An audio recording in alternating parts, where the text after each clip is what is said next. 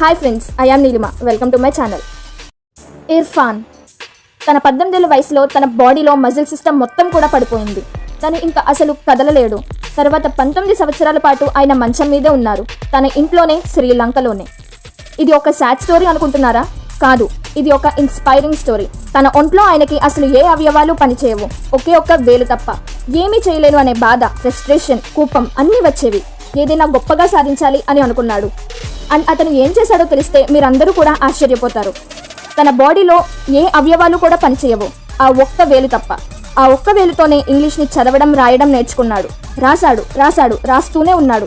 తన ల్యాప్టాప్లో రాయలేనప్పుడు తన దగ్గర ఉన్న ఐఫోన్లో రాయడం మొదలుపెట్టాడు. ఎందుకు అని అంటారా? తను ఈ విధంగా రాసి ఇంగ్లీష్లో 3 బుక్స్ని పబ్లిష్ చేశాడు. అవి వేలల్లో అమ్ముడుపోయాయి.